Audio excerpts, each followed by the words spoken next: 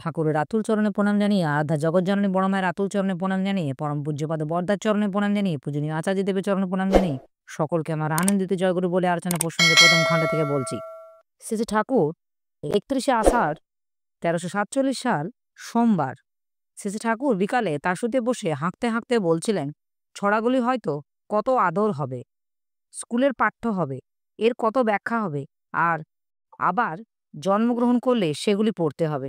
হয়তো ব্যাখ্যা বুঝতে পারবো না, মার খেতে হবে মাস্টারের কাছে। সেই জন্য কি এগুলি লিখছি? কেষ্টদা মনুসংহিতা থেকে শ্রী শ্রী ঠাকুরকে পড়ে শোনাচ্ছেন। স্ত্রীর আয় ব্যয় সমস্ত বিষয়ে দায়িত্ব গ্রহণ করবে। শ্রী শ্রী ঠাকুর বলতে লাগলেন, বউ হওয়া কি সোজা কথা? সুধা এদিক থেকে অনেকখানি রুক্মিণী কথা শুনেছে। সে নাকি এমনভাবে সব করে রাখত যে কেষ্ট ঠাকুরের কিছু ভাবতে হতো না।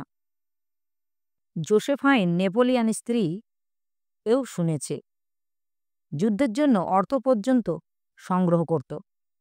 পরের কথায় কেষ্টদা জিজ্ঞাসা করলেন, আপনি তো অভিজ্ঞতা থেকে সব কথা বলেন, কিন্তু এত কি করে মনে থাকে?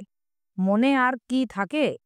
মনে পড়ে সূত্রে বাধা আছে, একটার সঙ্গে তার সব কথা এসে পড়ে। সব বোধ করা কিনা এ তো মর্মকথা, তাই একেই বিজ্ঞান বলে। এর একটা কথায় গণ্ডগোল হয়ে গেলে সব গণ্ডগোলই হয়ে যাবে। যা যা নিয়ে একটা কিছু হয়, অন্যান্য সবটাই সঙ্গে সামঞ্জস্য রেখে মাই কলাকৌশল শুদ্ধ ছড়াগুলিতে দেওয়া হয়েছে। এর সত্ত্বেও যতদূর পারি সহজ করতে চেষ্টা করছি বারবার, বরাবর। সন্ধ্যাবেলায় প্রফুল্লকে ডেকে বললেন, দুটো জিনিস, আদর্শ ও বিবাহবিধি ঠিক থাকলে সমতা ঠিক থাকে।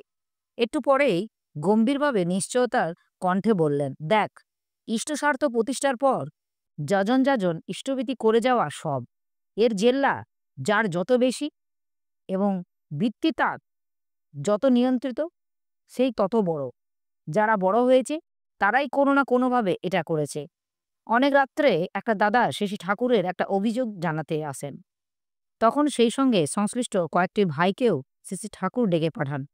তারা আসলে অভিযোগটাকে শ্রী ঠাকুরের বলতে লাগলেন। যখন শুনেছিল তখনই শুনে নেওয়া উচিত ছিল। সত্যি ব্যাপারটা কি? মিটমাট করে ফেলা উচিত ছিল। ৩ মাস ধরে তোমার মনের মধ্যে এসব অনুযোগ মজুত হয়ে তোমার মাথা গরম হয়ে উঠেছে। মানুষের কথায় বিশ্বাস করতে করতে তোমার বিশ্বাস সহজ হয়ে গেছে। এখন সবই তুমি বিশ্বাস করতে পারো। কেউ যদি বলে আমি তোমার সর্বনাশ করতে চাচ্ছি, তা তুমি বিশ্বাস করতে পারো।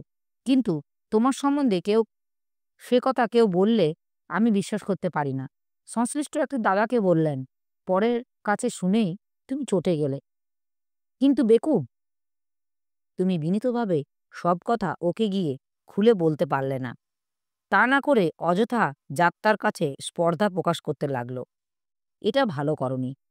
আরও একজনকে লক্ষ্য করে বললেন, এরা এমন হয়েছে যে একজনের কথা আরেকজনে এমন করে বলবে যাতে বিরোধ বাধে।